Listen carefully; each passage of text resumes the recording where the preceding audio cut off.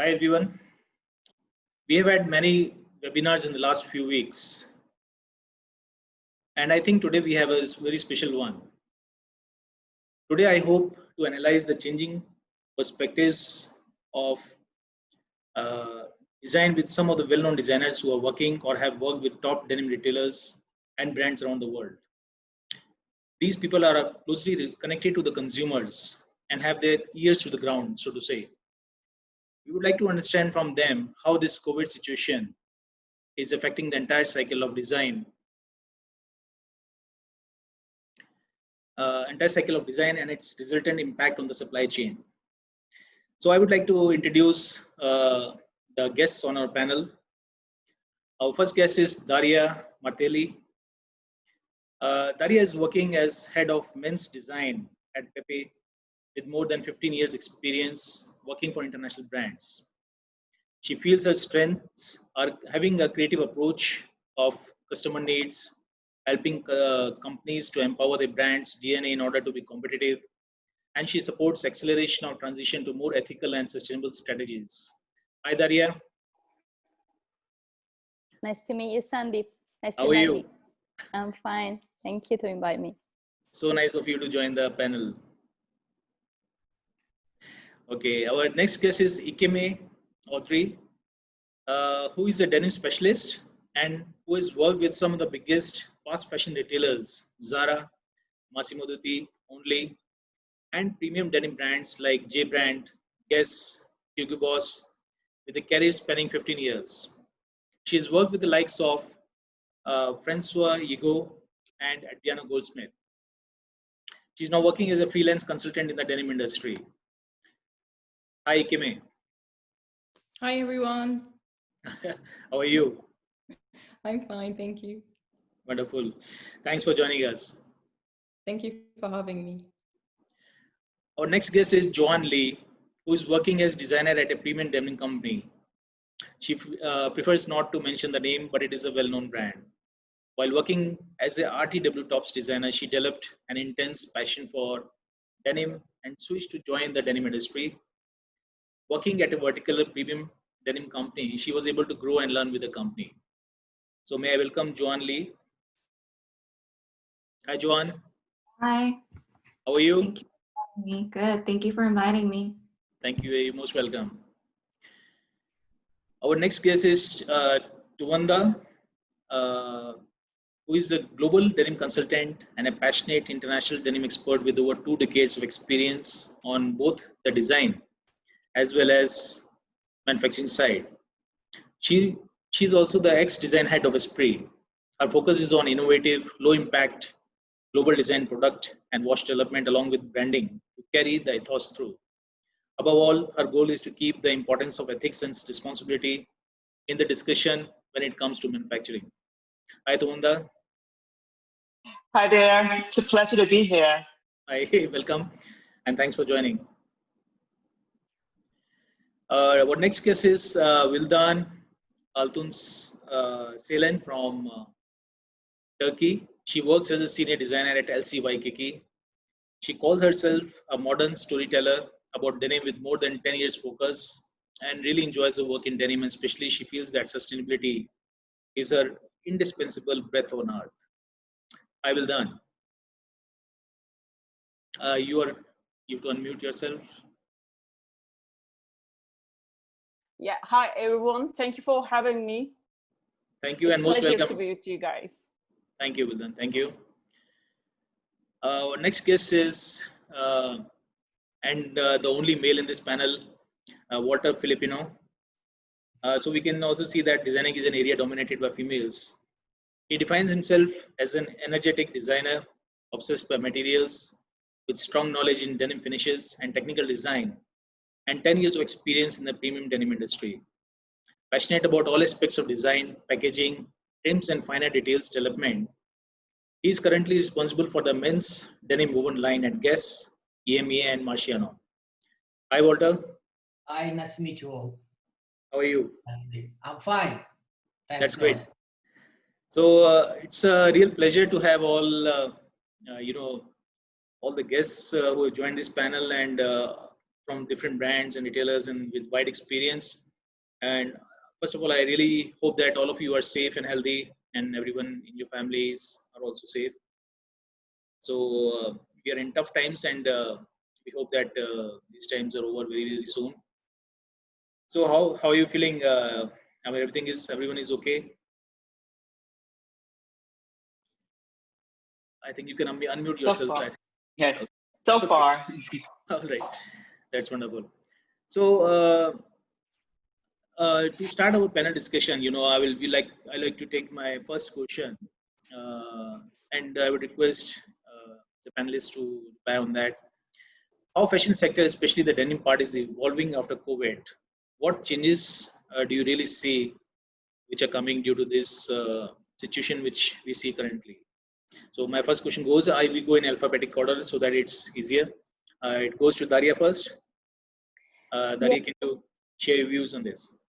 Yeah, I think that fashion always be a way people express their feeling through the history, and within fashion, denim is the perfect vehicle of change. So also in this situation, I do see changes. What it might be different in this situation, that the changes won't affect it aesthetically, but rather the features of denim. So to meet better the changes in life of people. For example, if people they're gonna spend more time at home because they work remotely, probably the features of denim, they're gonna be more functionally, comfort, soft, and this one be one change. Another change, it can be in the quality of the fiber, working more, investing more in antibacterial, because to make people feel more safe when they travel or when they take public transport. So I do think in this specific moment, this historical changing we have been living, that this is where I see more changing affecting the features of fashion and denim. Yeah, so you see more functional changes in the denim coming up. Yeah. All right. Joann, can you share your views on this? I definitely see a radical change in the industry as well, and I think we're going to be moving more towards digital 3D software. The world is changing right now. There's so many things going on, and I think COVID knocked some sense into this industry, and I feel like the fashion schedule is going to change, our priorities are going to change, company initiatives are going to change, and we really have to invest our time in learning about 3D software. And I feel like we're going to be sampling prototypes digitally too. So digital is going to be the way forward. Yes, going digital. Quite digital, and even I think when we come out of this situation, maybe it still continues in good part, the digital way. Excuse me? Even after, let's say, if we are out of the situation, COVID situation, I think even after that, probably the digital way will continue for whatever we have learned, probably will continue the digital way of working. Mm-hmm. All right. So may I move now to, okay, what's the next one? Townonda.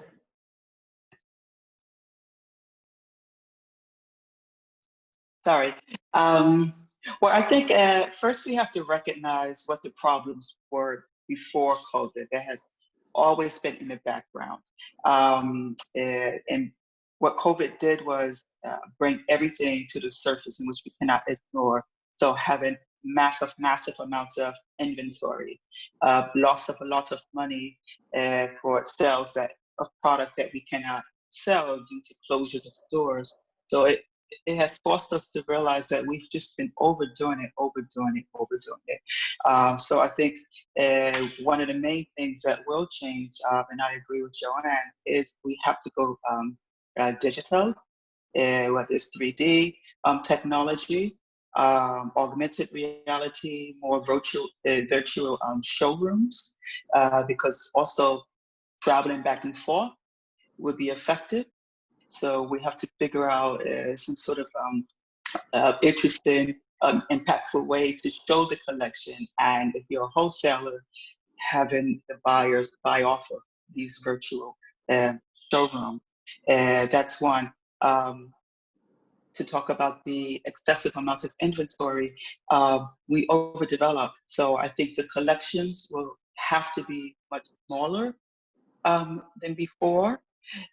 So instead of having, just throwing a number out there, 100 SKUs in a collection, that needs to be cut in half because the customer is not hastily buying every week, so we have to have smaller collections with durable fabric and product that will last longer, because I think now the customer is telling us it's unacceptable to sell me inferior product that I would just throw away, after a few home laundries. It's no longer acceptable. So I think that would be quite important. And just the styling details. Fashion is always going to be romantic and interesting. We're still going to need it, but we're going to have to really offer product that is a bit more democratic, right? So I know me as a customer, before anything, I will buy more than likely a 5-pocket jean that I can wear a few times a week. And when it comes to the fabric, we're going to have to minimize the fabric assortment. Instead of 5 or 6 different qualities, pick the best quality, great construction that we can do sustainable washes on. Okay. Yeah. So quality will become very important, and I think in what you're saying, if we speak of longevity, then denim stands very strong in this category, and probably this will help denim to survive against other fabrics and other apparel, because denim has probably one of the highest longevity of products as a product. All right. So Vildan, can you share views on this question? I'm just thinking, as a designer after COVID, what kind of topics will come up? Then I can say people doesn't go out. So that's mean loungewear, let's call it loungewear concepts, or homewear, home style, whatever you call. That's kind of relaxed fits, relaxed shapes, soft touch will be really important. So people will prefer, I think, sizeless garments, actually, because we already stay home and we eating something and we put on weight, and it's not interesting to tell to people how put on weight on how much their size changes. So sizeless garments is important in this case for loungewear concept. Another concept is wellness technologies. Wellness technique fabrics are getting interesting about this case. I mean, water resistance or stain repellent, renewable clothes, stain skin friendly garments will be really interesting and quite suitable with that after Corona concepts. And it will be interesting for customer, I think. And sustainability is quite long time we are talking about this, and we focused on, but after Corona, sustainability is the much more interesting and important topics. So in sustainability for Denim's fabric sites, construction, fiber, and other things, dye process, and wash process, dry and wet process. And these are all the things you should care about, and after Corona you should improve. And a few weeks ago there's an online Kingspin fair, and people are telling many developments and interesting technical details about the sustainability on denim fabric. So we will talk about that one later on. And the other interesting thing is, which is really new, about natural dry fabric combination on denim fabric.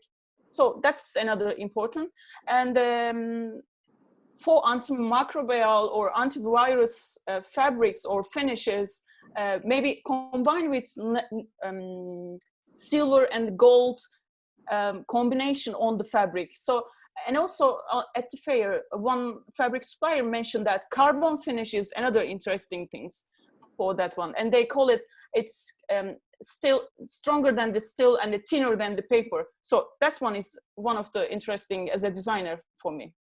So silver and gold and carbon. I mean, what? Let's say when we're talking about silver and carbon, silver and gold. I mean, do you mean kind of some kind of applications with these metals? I think so. I think so. Fabric supplier give the information about that, and they say they combine with the fiber of the fabric. So that's mean, as you know, gold is the kind of antimicrobial elements.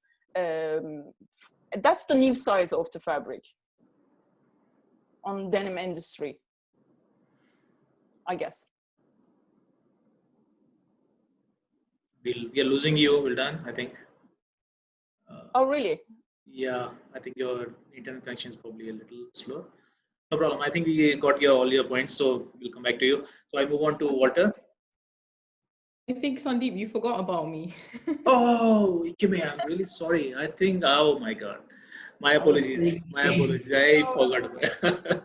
Now a lot of the panelists have already taken all of the points I wanted to make, so I'm just going to add. Sorry. I'm so sorry for this. No worries, no worries. I'm going to add on to what everyone was already saying because I totally agree. So I think what COVID did is just accelerate a lot of the fabric innovation, which was already there because we've been having fabrics like Vildan was mentioning with silver properties, with graphene, antibacterial, antimicrobial, now working on antiviral finishes as well, and also more durable finishes like Townonda was saying, fabrics with cordura, fabrics with graphene, I think Vildan was mentioning as well. So I think that has been like pushed forward and accelerated a lot with this COVID-19 right now. And then talking about like the manufacturing aspect, I think what is going to happen as well is a lot more nearshoring, because in terms of sustainability, is definitely more sustainable because you don't have so many carbon emissions, and it also helps to control all of the inventory levels for the brands like Townonda was speaking about, because now we're faced with all of this inventory. So I think another point which is very important is how to see what to do with this inventory, how it can be reoperated, if we can apply certain finishes to it, how we can get rid of all of this inventory, because that's a massive problem right now. Another aspect which was mentioned by several panelists is just having seasonless clothing, not having so many SKUs, because it's true, people are spending less money, have been spending less money on clothing already before COVID happened. So now this is just being kind of exacerbated the situation. So there's so many aspects, I think, within the industry which have just been like brought to light now and which need to be improved. We've been talking already years that the business model is outdated. It's very archaic, the way how we put certain things into the store, like certain brands are already putting winter coats into the store as soon as May or June, which doesn't really make any sense, no? So we're definitely moving in that direction also of having more seasonless clothing.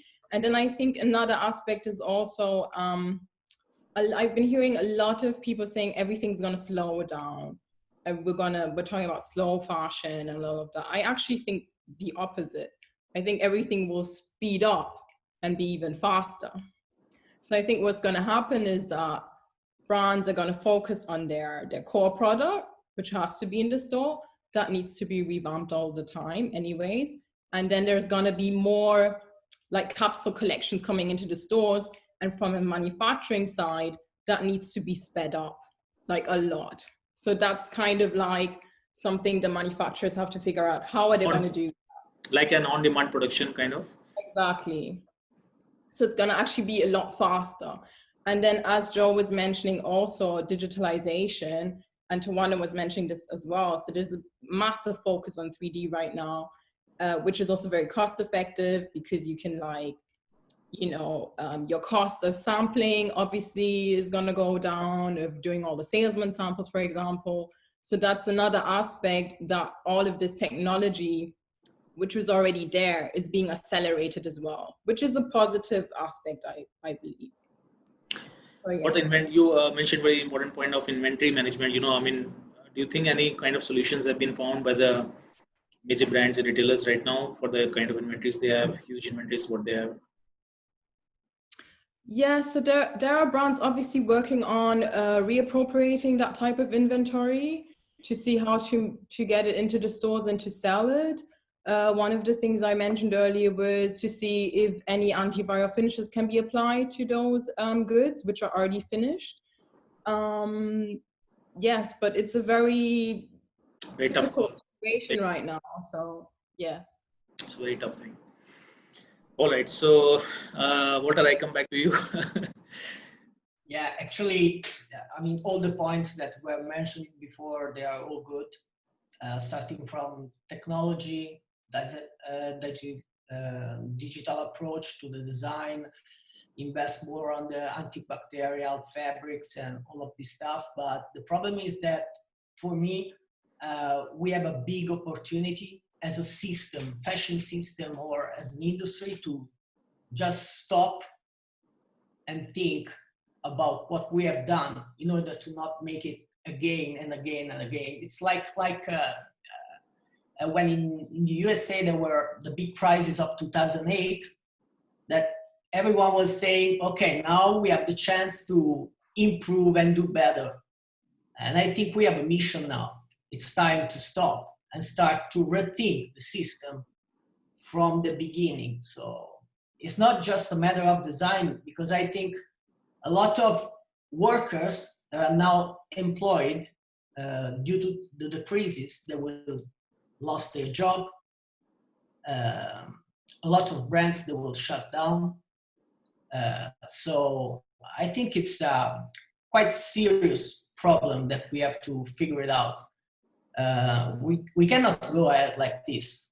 And doesn't matter what a designer can do on what kind of product you can design. I think we need to start thinking how to rethink this industry. And that's the biggest challenge we need to think about how to do it. It's not just a matter of a kind of product that you can offer to the customers. We should not produce more than what it's asked from the customer. We should reduce the collection dramatically, and we should do less and do better, add more quality. That means durability, that means functionality, but for sure we have to do less and throw it out on the bin less, because we are really wasting a lot of things, a lot of money, a lot of whatever. We should just stop. But this is something that we have to do starting from the top, you know. It's not just a matter of designing things. I think all the brands, all the companies needs to rethink their business plans. Otherwise, we're just talking and doing nothing. Absolutely.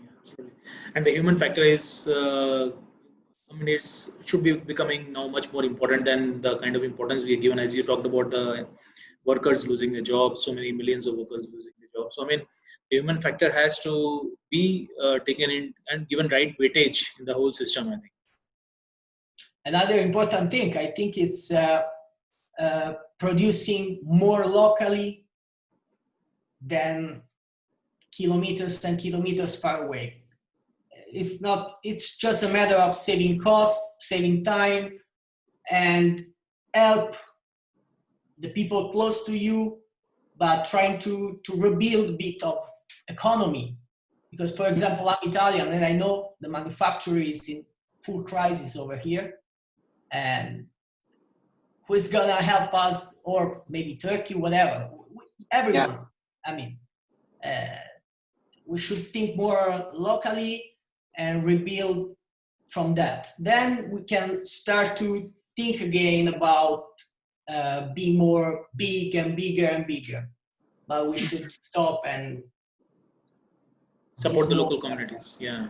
Be smaller, be smart, be smaller, be smarter and helpful for the country, for all the country and the world as well. Yeah. So basically, globalization has to kind of take a back seat to, at least for some time, Yeah, and definitely. more focus on local communities and local supply chain, let's say, to create some kind of local supply chains. So that is going to be important. And I just add one thing. On top of, like, I agree with everything you're saying, Walter. From a humanistic standpoint, I think this crisis, we also have to accept that everybody was affected. In the past, it was like, oh, maybe some friends here or this sector, but this crisis, everybody from the customers, designers, to companies, the people at the factories, I think everything needs to change. The calendar, how much product, payment terms, because if a company cannot pay a factory, we cannot assume that the owners of this factory, okay, yeah, they're wealthy, but we cannot assume that this factory can survive when they're not paid for the goods that have already been produced. And then laying off people, large numbers of people who are already on the edge. So I think what we saw this time around were people in faraway countries who have lost their livelihoods because the factories weren't paid. Not to say the companies or the retailers are the bad guys, but here I feel like, okay, we share in the good times, and in the beginning it was always, oh, partners, we're partners here, partners, this is my partner. And now that we are in this terrible time, we quickly saw that maybe not everybody was a partner. And you have people practically on the streets because they cannot get paid.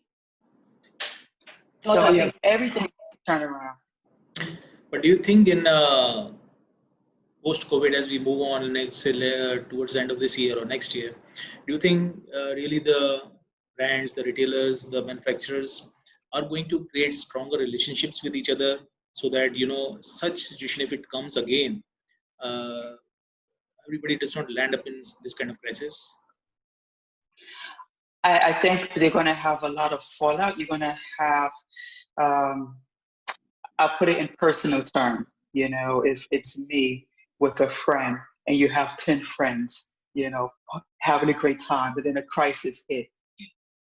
You're going to trust the people who share in that crisis with you. So maybe after this, it may turn, whereas before the brands may say, I want to work with this factory, they need to pass compliance, etc.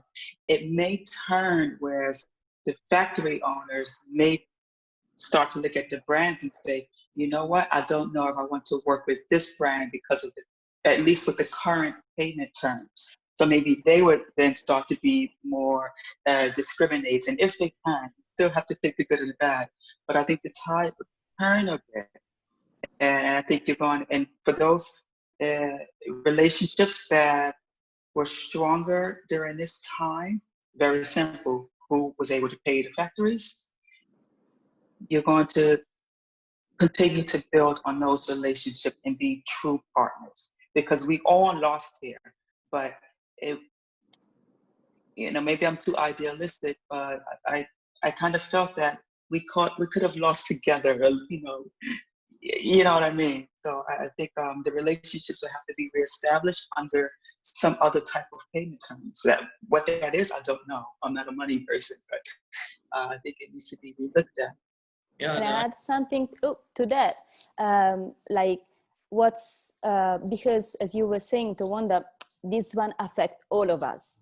And it's not like one east or west of the planet, or like who's the end of the production and who's, let's say, at the backstage. So this is an opportunity to reestablish a balance, to work together on an alliance that we all go toward the same goals with the same value. So we have done it wrong.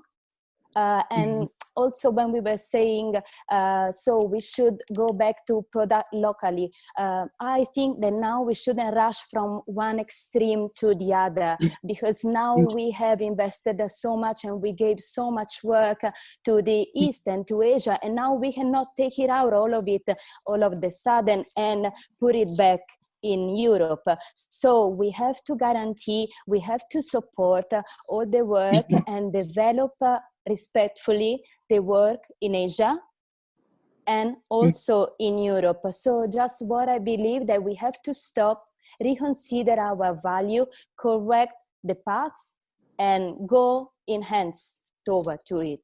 That's, maybe I'm a bit optimistic, but we can come out with something positive, we said. Yeah. If I could just add on, Sandeep, it's like what Townonda was saying with all of this happening right now. I mean, COVID really brought everything to the forefront. It just laid bare everything visible. Some of the problems were already, some of the issues were already prevalent. So it's not now that brands are saying, oh, I'm not taking the goods anymore, or I'm canceling it mid-production. This has been happening before COVID. Some big brands have single-handedly bankrupted manufacturers, like we all know this. I think it just became so much more prevalent right now what the inequities are. The same as we're seeing in the US and globally right now, with all of the historical inequities being laid bare by systemic institutionalized racism. I mean, all of these problems are connected. And what COVID did is just bring everything up to the forefront. So I think that's where we have to really stop, and we have to rethink, and we have to see what can we do. Like even with this whole sustainability discussion, we don't really talk about social sustainability or workforce sustainability. If a brand, like for example, the brands are saying right now, and even up to this point now, or we're not paying for the goods, we're not taking the goods. Like what is the impact they're having on the employees in the factories, and what impact will that have on their local communities? So it's like, you can't call a brand sustainable if Exactly. this is happening. Like that's not sustainable at all. So even if that brand puts a product into the store and says, oh, you know, less water or this size, but then it's also important. The practices are not sustainable. Why would we call that sustainable? Like that's not sustainable. Who made it, and where did made it, all these garments? I think that's a very important point. We forget to talk about that because we talk about sustainability in terms of climate change and this vacuum, but then we don't talk about all of the other social parts. And I think that's a very important conversation we should be having, that if a product is not ethically produced, can we actually consider this product sustainable? Like we should be talking about this in connection, because everything's interlinked. I think it's a very important factor, and now everything has been like amplified and everything is visible. So I think that's what we should be talking about always when you talk about sustainability. It's the story of clean face and dirty hand. We're considering sustainability like a flag to put on the garment, but we are hiding under a finger. That's what my born place we call bullshit. That's the truth. So we are running from a production supplier to another, just following the numbers. Numbers, that means cost. Yeah, that's what we do right now. That's the social parts of sustainability. So people are, as you said, Ikeme, and other of my friends says, people are forgetting that part, and no one mentioned who made your clothes. You know, there is some organization, I made your clothes organization, you know, and people are telling, I made your clothes and don't forget me.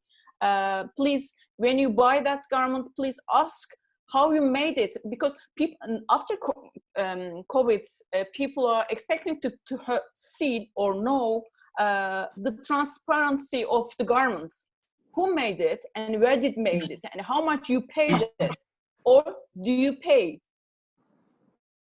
That's the point. Yes. Yeah, right. Absolutely. I think I agree with all of you, what you said. I mean, in terms of sustainability, the social angle of sustainability is so important. But I think the whole problem is that who's really going to give the definition of sustainability in terms of social angle, and who is going to set the terms for this? Whether as consumers are not, they are not united, they cannot do it. Supply chain is not united, they cannot do it.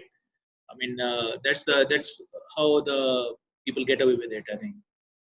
probably. And if we find some ways, of course, we are hearing of countries talking about banning retailers who have not, who have been, whose conduct has not been proper during these times. But I mean, we need to see how it goes in the coming times. Okay, so let's move on to the next question. As designers, the whole process of designing you've been following for years. Now that process has changed.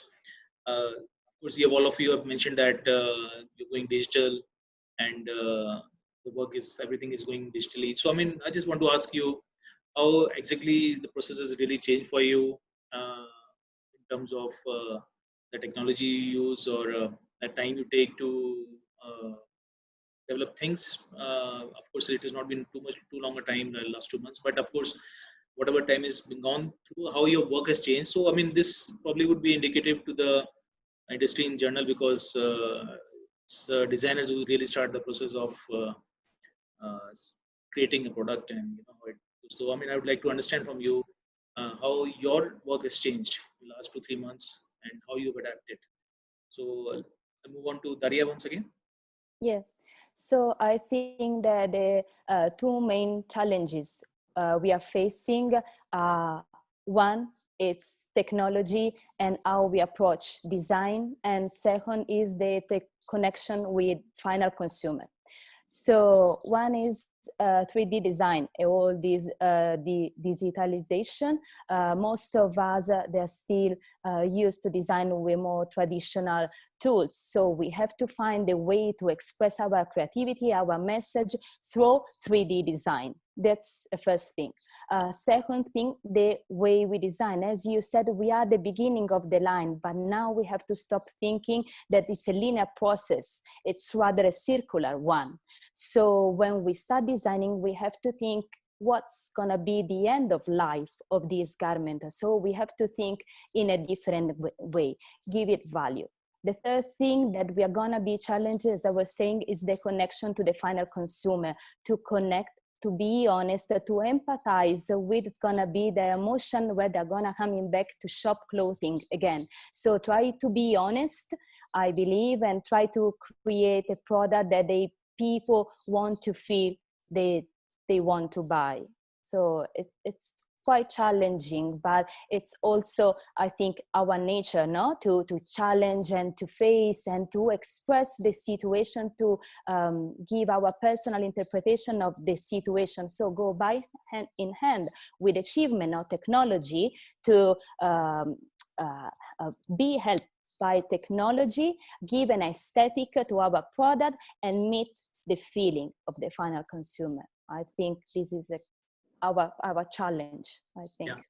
So you've already been able to use these tools and created, let's say, a part of your collections already. And how do you find the whole process? Actually, it's very early. I mean, this is my prediction, is what is gonna be from now on. I mean, we are still in the process of a lockdown. So, but I think reading on internet and prediction and forecast, I think this is what's gonna look like, or one's gonna face a designer. Ikeme, are you yes, there? For me personally, how it's I didn't forget you. So for me personally,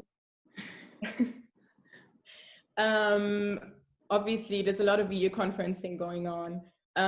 It's kind of complicated things, especially in the field of denim, because everyone knows as a denim designer, it's kind of difficult to design remotely. Obviously you get more work done if you go to the laundry and you work directly, in the kitchen, you work with the wash technician and you work with the teams over there. So now everything's happening remotely. So that has been like a little bit more difficult. And then adding on to what Daria was saying, with giving garments value from a design perspective also. I think everyone who knows me knows that I've been preaching for the longest time ever that the value of the garment should be reflected also in the price, no? So I don't think any brands can, if I may say, BS anymore in terms of their price, because there's so much margin pressure all the time And I think the people who are at the end of the supply chain suffer the most from this margin pressure. And now, even now, where brands are like, oh, we need all these fabrics, we need fabrics with antibacterial finishes, all of this, you know, with graphene, with couture, they're not willing to pay a higher price. So who's going to be the one who suffers in the end? So it's a very complicated discussion. But I think also what is happening now from a consumer perspective is obviously that consumers want to know what are the values of the brands they're buying the goods from, no? They're buying their products from. So if the public values don't really align to the internal corporate values, I think a lot of consumers can see right through that. So COVID right now is gonna decide who's going to survive and who's not going to survive, no? So yes, it's basically it. Have to create value, of course. I mean, and then, you know, then there's a clash between the product value versus the brand value. So the balance between the two has to be achieved in some way. Okay, Joann. For me personally, working from home has helped me produce better quality work, and I've learned how to approach design in a different way. I think we have to be more decisive with the end product, no more last minute additions here or there or going back and forth, because we don't have the luxury of time. And as a designer, I think everyone needs to sharpen their skills in the digital aspect, like I mentioned before. And we really need to learn about digital design and utilize platforms such as Clo, so we could do digital rendering through that. All right. Townonda.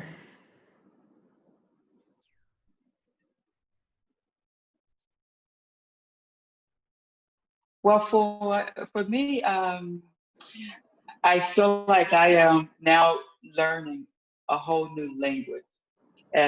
You know, because for denim, it's about the fabric and touching and looking at the wash and checking the shade and blah, blah, blah.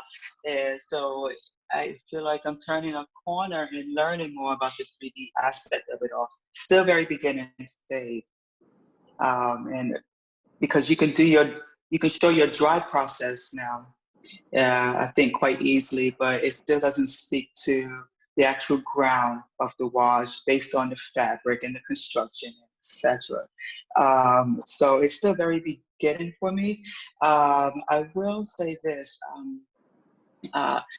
even before this crisis, due to budget issues, I haven't been able to travel as frequently as before.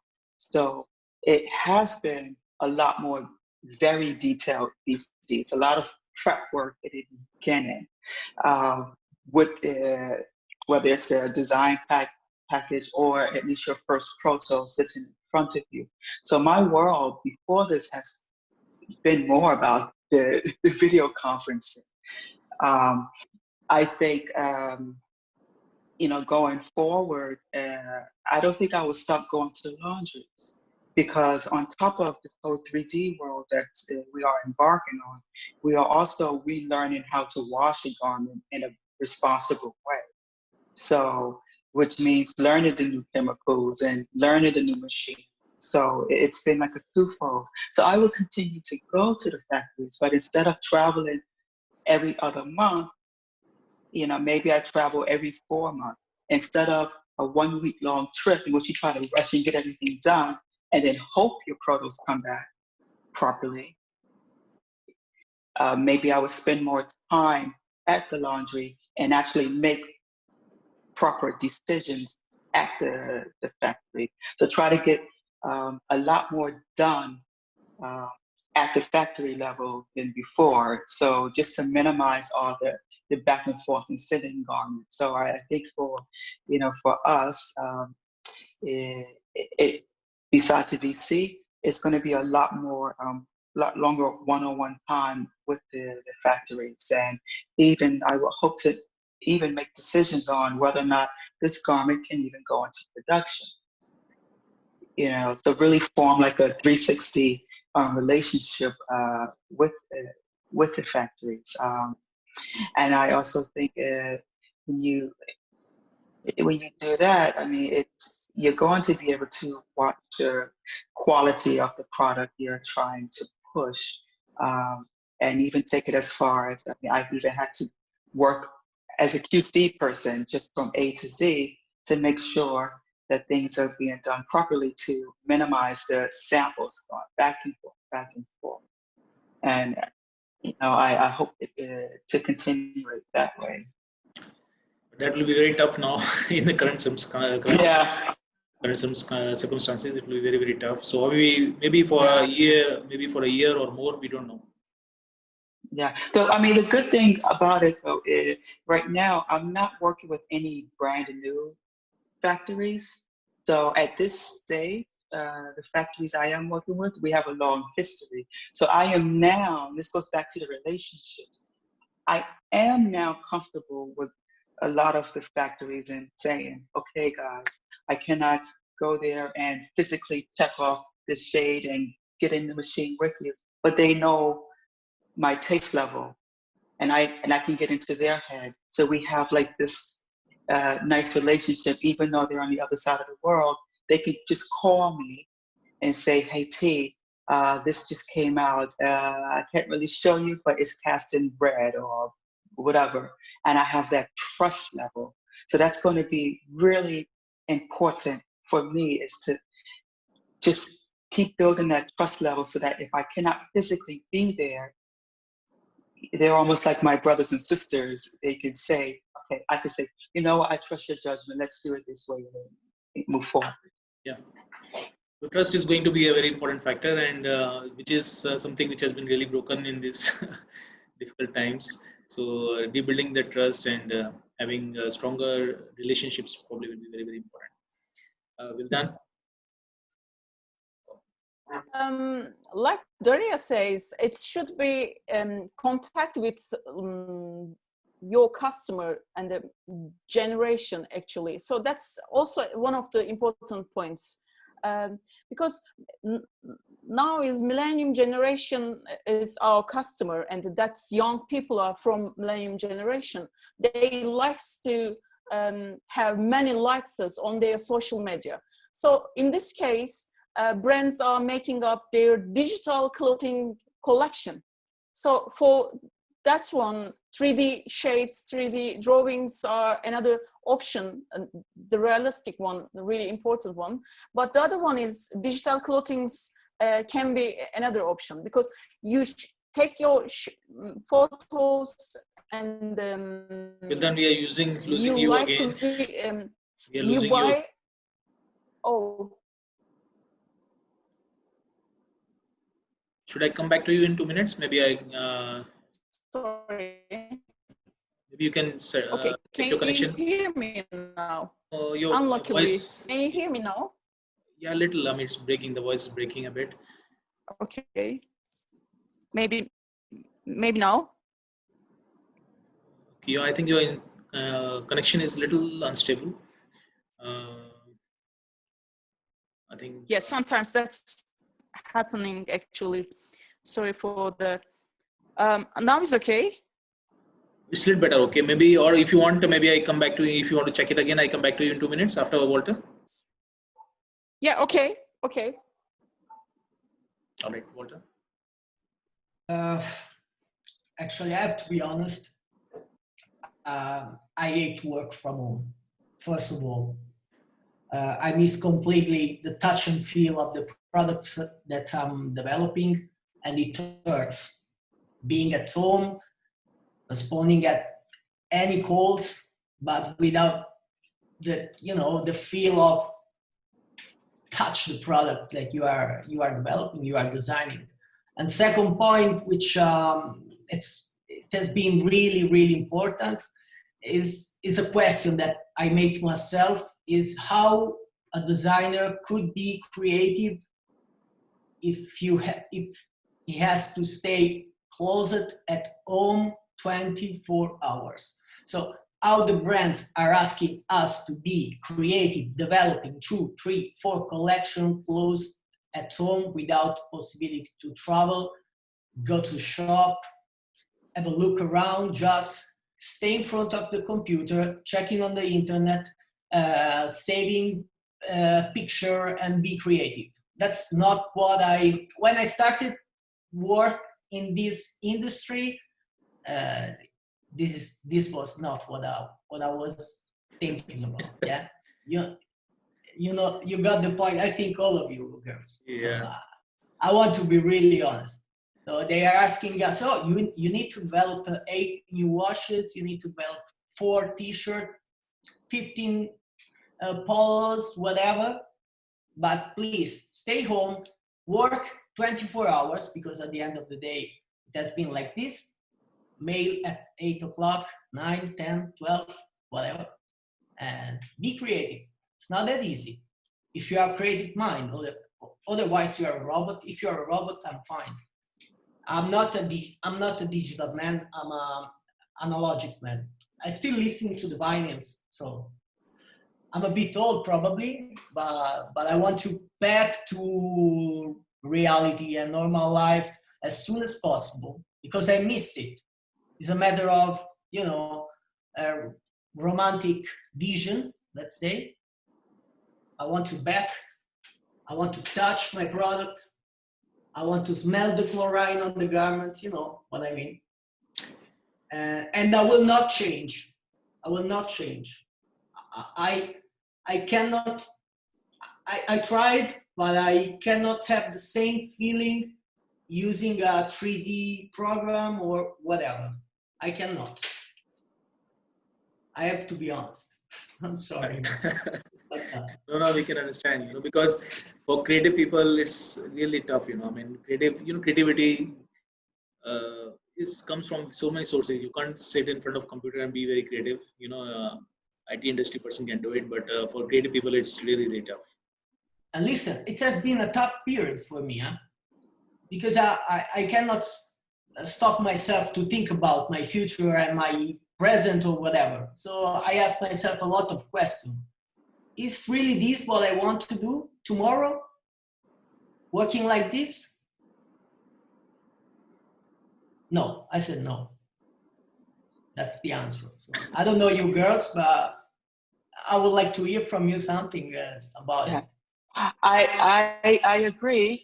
You know, the thing is, okay, we're in the denim industry. I absolutely love what I do, and I think I'm lucky to be in a field such as this and actually make a living. And I like to touch the garments, and as I said before, we all know the tides have turned a bit. So we went from doing washes the old school way to now doing washes the better way. So I'm learning again, you know, and I think to all of a sudden now stop and just stay at home to design, it is difficult. I think, you know, but there are the realities, you know, that companies cannot spend the money anymore to make you travel, and it always comes down to budget, you know. So it's a bit like, okay, I learned on the job. I learned at the laundry, at the factory. Can I say something? Oh, sorry, Townonda, you finish. Go ahead.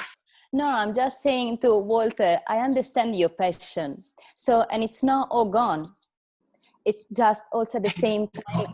We cannot stop changes. Yeah. Like life, it's evolving all time. So it's good that we keep with us on our baggage, our passion for fabrics, for investigation, for creativity, for newness. But we have to be respectful with what have been living and all planet, all human beings that have been living. So our challenge it has to carry our passion, translate it in a new way, and give a story, illusion, and because this is the work of creative people, to not stop, just find new way. I think that's in this case. Slow fashion could be another option. So we should talk about the slow fashion. Now, can you hear me? Yeah, we can hear you, but your video is not there, but we can hear you.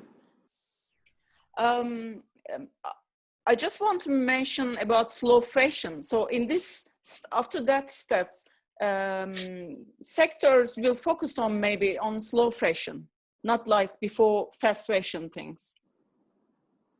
So it's really cover of sustainability as well. Okay.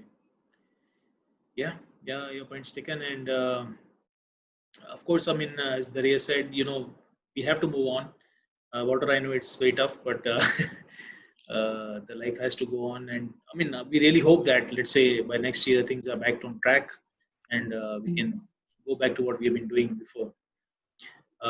Okay, let's move on to the next question, which is regarding the collections.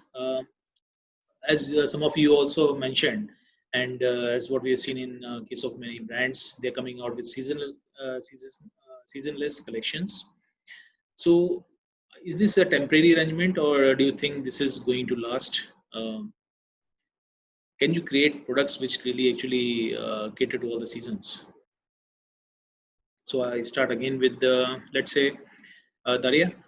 Yeah, I think that seasonless, it's a quite trendy word lately.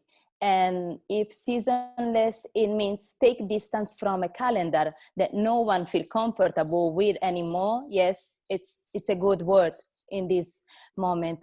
We see that business and the speed that we have been catching lately, it's not sustainable anymore. So this is again an opportunity. If so many brands and designers and experts of the business, they raise their hand and say, stop, like let's take distance and reset this calendar and season in a way that we understood season until now, it will sustain. And again, what I want to say, seasonless, it doesn't mean that everything is gonna be plain from now on.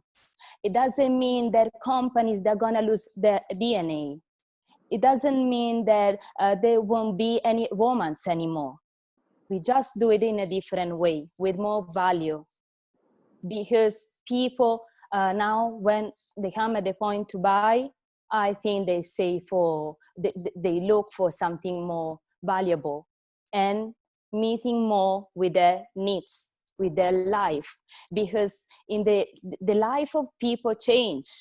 People are gonna spend more time at home, the less event they're gonna attend. They might come back to their life at 100% in a while, but not today.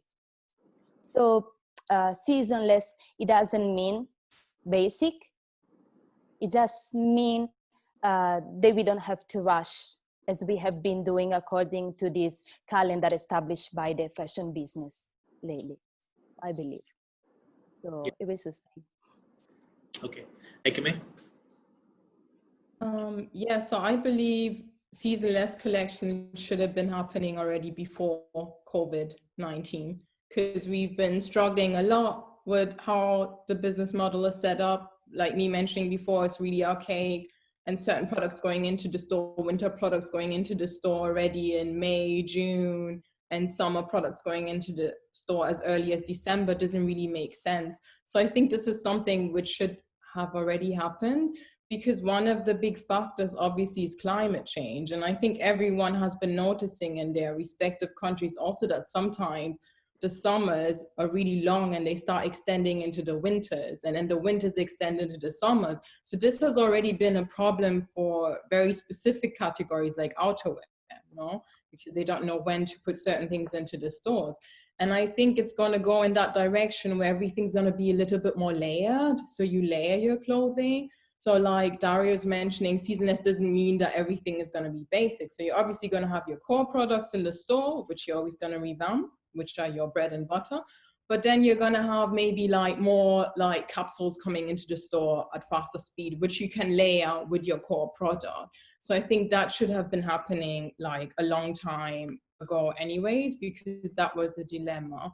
So I think that is something we have to work on and we have to figure out. But I know it's quite a challenge, because even in the recent years, because the fashion industry, it hasn't been going so well, brands were analyzing what is their core product. which I thought was a bit ridiculous, because I think you should know what is your core product. So, so yes, I think it's a discussion which definitely needs to happen. Some designer brands already said, okay, they're only going to put out, like Gucci and YSL, they're only going to put out 2 collections per year now. And I think the point where we got everything was accelerated by fast fashion, because fast fashion was copying all those designer brands so fast, so they were adding collections and collections and resort collections and all of that. So by the end of the year, I don't know, you have 8 collections and 12 collections almost. So it's very important that obviously brands stay true to their DNA. And I think if they have established that relationship with their consumers are also going to stay loyal to them, no? So that is another thing where brands really have to reevaluate what is their, you know, to stay true to their DNA, because if not, consumers are just going to be like, yeah, what's the point? And I could just go to this brand and buy this, because it's not clear really what is your DNA, what are your company values. So that was one of the, I think this is still a problem. I think there is this lost connection between brands and consumers. So brands have this kind of idealistic way of how they think of their core customer, but that customer, which they think is their customer, maybe in a, you know, the corporate offices, is not really the customer who's buying or purchasing their products. So I think this whole connection between brands and consumers needs to be reestablished, you know? So that is the biggest challenge, I think, for brands right now. Absolutely. Also, we need to see how these fast fashion retailers really change themselves. Of course, other brands and retailers, I mean, were already not bringing out so many collections in a year, but it was a pressure, I think, from the fast fashion retailers, which was really forcing everybody. Okay, Joann. I have to agree with Ikeme. I think that the system was very broken, and the industry seasonal system was just unsustainable. I feel like we're going to have to do more capsule collections and drops, and I just don't think clothing should be defined by a certain season and should have a much longer shelf life. It shouldn't just be defined by winter, summer, spring, this, resort. It's just, it gets too chaotic. So brands have to be more focused and just be true to their DNA. True. Yeah, okay, I move to Townonda. Well, I'm still trying to fully understand the terminology seasonless. Like, is it truly seasonless or another buzzword? You know, because I think the whole idea of creating a whole assortment on a monthly basis or every other month is ridiculous, because the customer stopped shopping that way a long time ago. And I would even say the younger customer has stopped shopping that way a long time ago. So it should have been eradicated. The core assortment has always been there, so I think that will continue to be there. I think what we really have to look at is it just comes down to the ratio. You know, just make sure you have the adequate core product that's long lasting on the floor or in the assortment, but a smaller percentage you can offer it as a capsule. I like the idea of capsules because you still gonna get some newness. And for people who still like fashion, once we go back to semi-normal times, you're still gonna have people who want to see some newness, you know, something funky, just not so much of it. Maybe seasonless can be more of a terminology on the back end. Whereas now, okay, we're designers trying to design an assortment every month or every 2 months against this crazy calendar. It's also the factories that are having to produce based on that same calendar. And that's not realistic. You know, it's not sustainable. And I think we need to look at the numbers, how much of this newness we really need, and how frequently we need to put it out there from a design as well as a back end.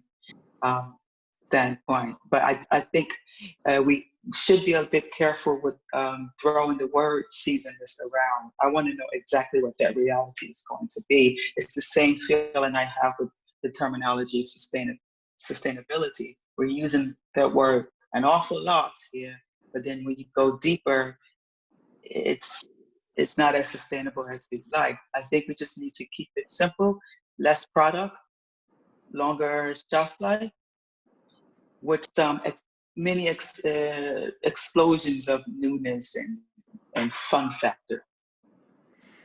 Yeah, Townonda, I agree with you. I mean, the words, the definition of words is so important because we use the words, but I mean, in what exact terminology of those words are used, and interpretations differ from company to company, person to person. So, I mean, that becomes very important. Okay, Vildan, I come to you. I mean, I hope your connection is okay now. Hopefully, I'm hoping that. For me, seasonless is not should be really a basic one. So for sure, you should the garment should be worth to buy it at least. So, but the mentality, main idea of collection is should be buy less, wear longer idea. So wherever season or occasion, you should prefer to buy that garments. So that's mean also slow fashion is getting really important about that things. For seasonless, for other denim mentality, slow fashion is coming slowly then. Okay, slow fashion is your keyword, I think, and it is probably right direction also. Walter? Actually, I agree with all the thoughts that we share. I don't have that much to add on top. Just one thing. I think when you're working in a company that they are based on one word and only one word, which is sale,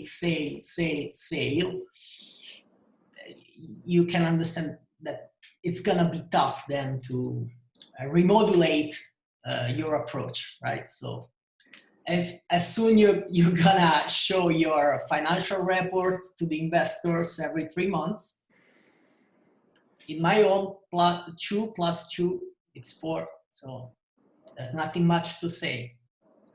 As I said, when I answered to the first question, is that is the entire system that need to change their mindset and their approach. I can deliver a collection seasonless, a collection made by essentials. Actually, in denim it's quite easy because you have 12 ounce denim for 4 seasons. So it could be 1 season, 10 washes, 12 washes, 20 washes. But as soon you need to present the sales to your investors, I think it's gonna be quite tough to. So it's probably, you know, at the top level, the managements and probably need to take a call on how they need to change the organizations. Company needs to present their report, otherwise the investor, they will not give them the money. You know, it's easy. Absolutely, I agree with you.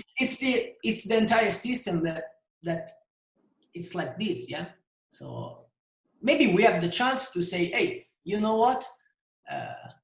This kind of mindset is a failure. Just start to rethink something else, in order to move on. I know I'm quite polemic, but I have to say what I have in my mind. I'm honest.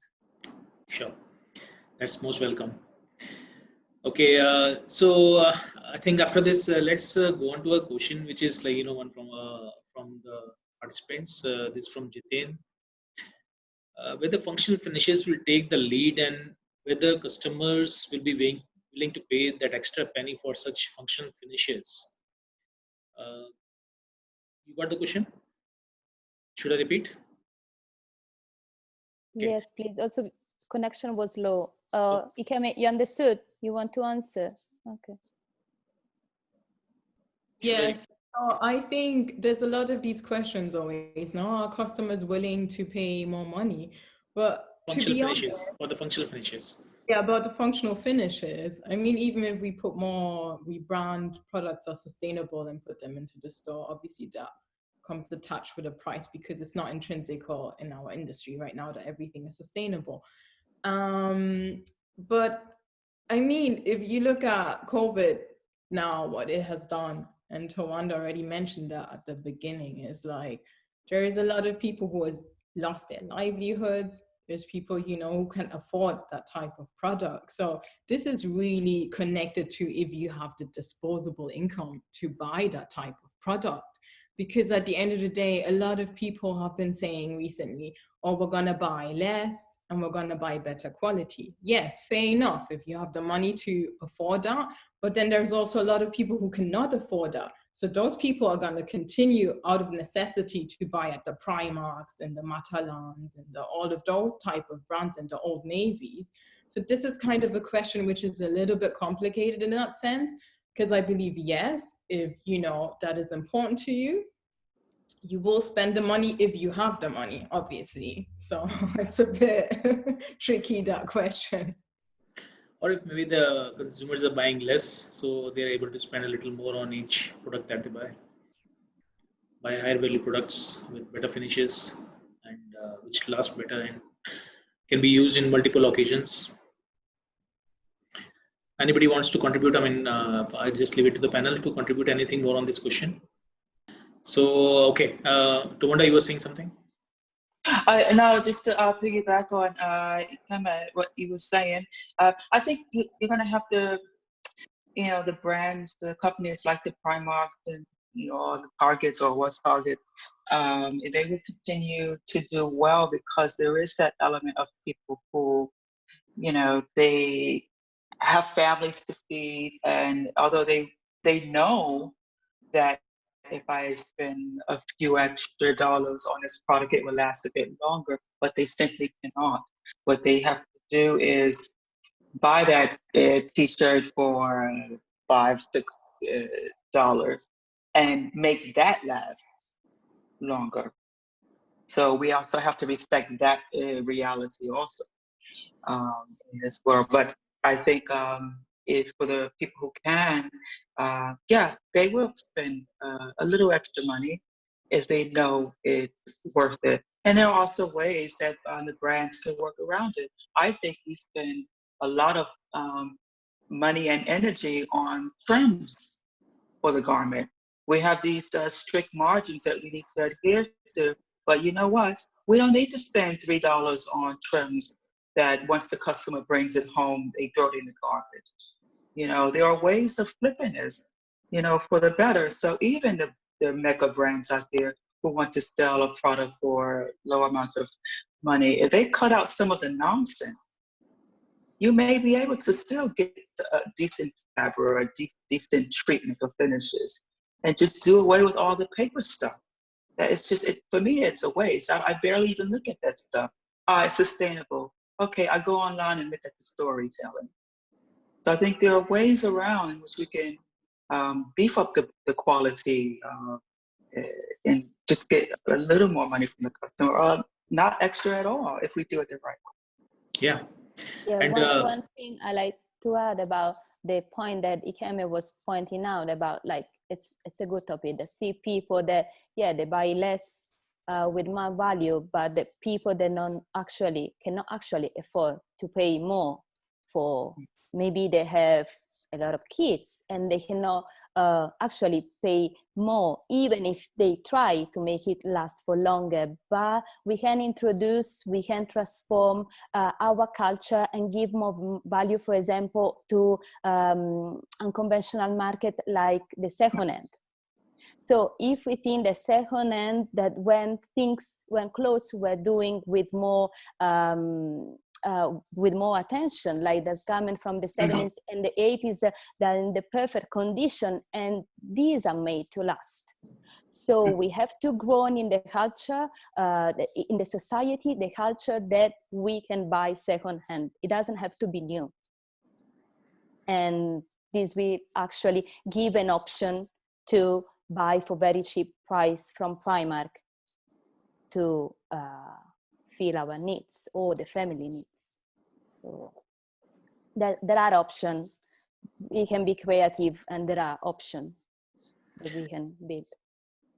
I think this has already been kind of becoming popular. The second-hand goods, consumers buying them. I mean, in small ways in certain countries. I've seen that in Japan also, and in some other countries where people have been using reselling the used goods, and that of course is a very sustainable way of using the garments. And of course the industry has to see, because it is going to have a direct impact on the industry, because the volumes of sales will definitely go down. But yes, this is all a part of how we readjust to the new reality and how to make a new way of working and making the whole things more valuable for the people and for the environment.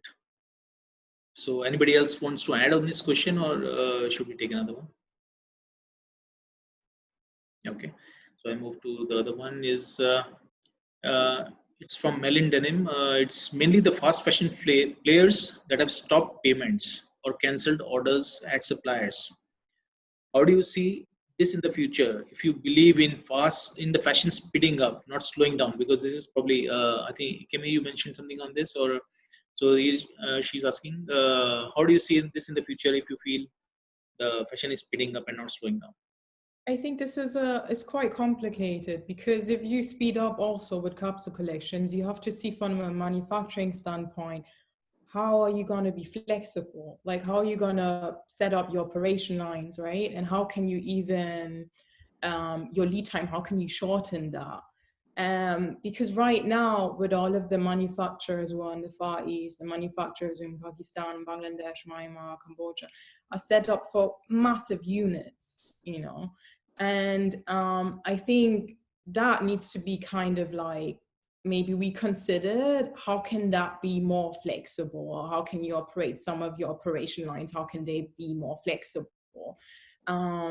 Because obviously the dilemma we're seeing right now is not mainly, but the fast fashion sector, cancelling massive amounts, huge amounts of orders, and that will affect all of those manufacturers which are in those countries. So it's a very complex question. It's very complicated. I don't know myself what the actual solution is, like how we can rethink everything and how we can set up everything, because obviously we don't want to destroy livelihoods of those people. Because I know a lot of people have been saying, yeah, it's good, let fast fashion die, all these brands should die, but we should really also reconsider, but if all those brands die, what is going to happen to all of those manufacturers over there? Like, that's not sustainable. Like, how are we going to keep this whole, how are we going to keep this working? So it's a very complex and difficult question, I believe. Yep, you're absolutely right. I mean, there has to be some kind of rebalancing that we have to achieve, and with minimum damage to everybody in the supply chain. Yes. So, I mean, I think we can come to our last question now, which is basically I want to ask you, what are the 3 keywords which come to your mind in terms of current situation, you're working and everything, which are the strongest, keywords which come to your mind, and anything else that you would like to add to the industry, I want to say to the industry, please. So this time I think I can start from Walter. He's always been getting the last chance. Actually, right now, I think 3 keywords to use as a benchmark for the future is to rethink, redesign, and be honest with the customer and with ourselves. So it's a tough period, and we should be honest with ourselves first and accept that we cannot do that much, but we have to do something to make a switch on what we are doing right now. So rethink and redesign and be honest, I think, are my three keywords and tell the truth as well. Always tell the truth. Tell the truth to the people, to the supplier, to the customers, and I think we, starting from those 3-4 words, let's say, we will be able to move on. Okay. Vildan. Hopefully, I should close the video, then maybe you can hear my voice better. Yes.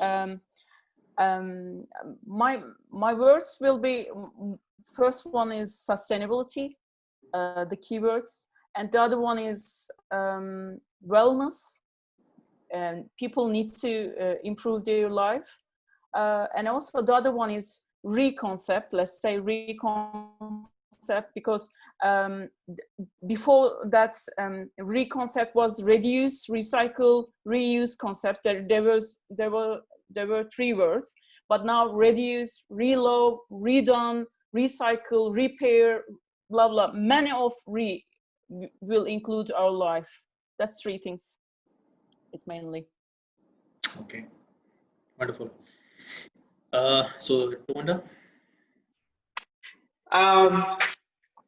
My words, first would be accountability. I think that's extremely important. I think we all need to understand the importance of just feeling responsible for each other.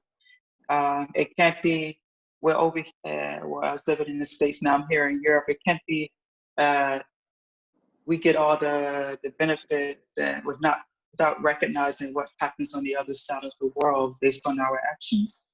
I would say the second would be evolution. We have to evolve with the times, whether we like it or not.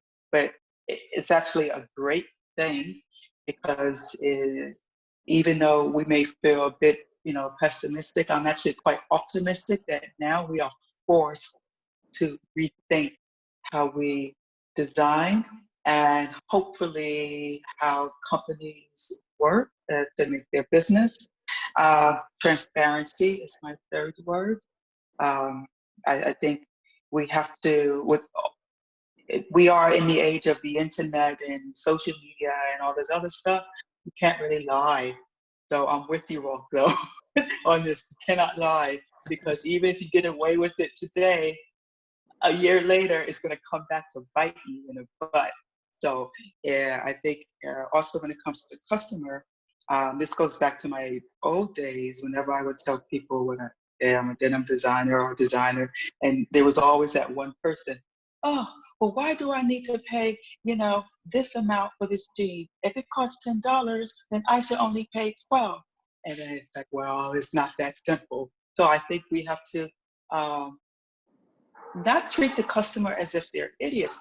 Everyone is smart and intelligent. I think if we respect them, we respect their opinion and actually explain, okay, this is what's going on here, then they will, if they can, feel better about spending the extra money that we may ask, because now with the sustainability and better quality of this and that, it is going to be more expensive.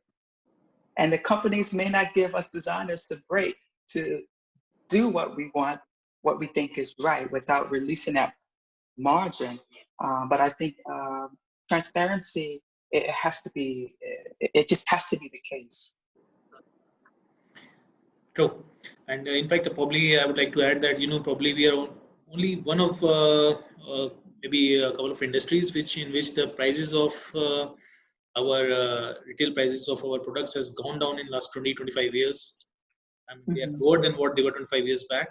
So, and because we have been spoiling ourselves, the whole supply chain has been spoiling, we have been expanding too fast. So, I mean, we have to correct ourselves. Joann? Joann? Oh, yes. 3 strong keywords. I actually have to agree with Townonda. One of them is transparency. We got to be honest. We got to be truthful. Consumers aren't stupid. Like, they need to know the truth. we have to also be conscious. It has to be sustainable, and we always have to be innovative and forward thinking. So 3 words: innovative, conscious, and transparency. Thank you, Joann. Wonderful ones. Now it's Ikeme. Yes, so now all my keywords were taken. I'm just gonna add on to Townonda and Joe, because yeah, I would say authenticity, you know, which kind of links back to honesty, accountability, and transparency in a way, you know. So like we said, consumers are not stupid. They will see right through the BS. I mean, with everything which is going on right now also. They really have to align, you know, companies have to align their public values to their corporate values, and also analyze the root of the problem, not just, oh, we're going to do this now, and it's just like a fad, and it's just treating the problem, you know, at the surface. Like what we're seeing right now with everyone posting the black square, and a lot of companies are saying, oh, we're going to employ diversity panels, and we're going to put more people of color in the companies. But then if your company in itself has discriminatory practices and is racist in itself, it doesn't matter how many people of color you put in the company. So like, companies really, brands need to really analyze that, know the root of the problem and all of these inequities we're facing, and also in regards to what we were talking about before, with all of a lot of people losing their livelihoods, you know, on the manufacturer side. So this is really extremely important. Then I would just want to add on to, yeah, Joe said innovation, because I think without innovation, there's going to be no future. So we always have to work on that, and not kind of what happened in the 2008 economic crisis, where we're just like, no, we're just going to put like now everything basic and everything really, because we don't want to take any risks. So it's best to just go with very, very basic product, and that's not going to help us. That's not going to solve anything. And then I think the third word is collaboration. So I think really, I mean, everything is a collaborative effort, and brands really have to prove, okay, I'm here for you, for the manufacturers, you know, and vice versa. So collaboration definitely is very important to me as well. So those are my 3 keywords. Thank you, Ikeme. Daria? Mine are taken as well, but so just to complete is resilience, that it goes with evolution that Townonda was saying, so the will to. And the last one is creativity, that goes in hand with innovation. So we have to be creativity to react with a positive attitude to this situation. So these are my 3 words. I think all the keywords are, sorry, I think you can't see me because some issue at my end also. Can you hear me? Yes. Okay. Yes. Because this internet is always so many issues coming up. Even Vildan had some issues. So wonderful keywords from all of you. And I think these keywords actually summarize the whole thought process, what you have, and also the direction what we is looking for the industry. And all of these are positive words, I think, and which shows that, you know, there's a lot of hope, and we don't need to lose hope. We need to be positive. We'll come out of the situation. We'll innovate. We'll evolve. We'll change. And I think I'm very sure that we'll come out stronger from this crisis. So I want to thank all of you for a wonderful session, for sharing your thoughts, and you know, taking out time from your such busy schedules.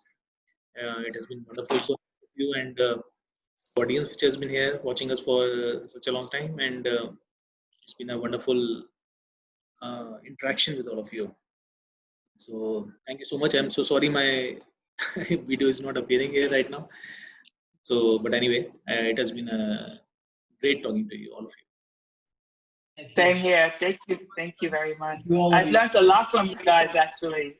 Thank you. Yes, Thank you know, in fact, I've been learning from so many of, you know, like you are among so knowledgeable people from the industry, and I've been interacting with so many other people in the last 2 months, and these 2 months have given me the opportunity to learn so much, which I could never have learned from, you know, in our normal course of business. we are all busy in so many things. So in last 2 months, interacting with so many people, sharing thoughts, interacting has been wonderful. So I thank you guys once again. Yes, thank you so much. Thank you. Thank you, Sandeep, for Thank the you, Sandeep. opportunity. Thank you so much. Thank you. Thank you. Bye-bye. Thank you. Bye.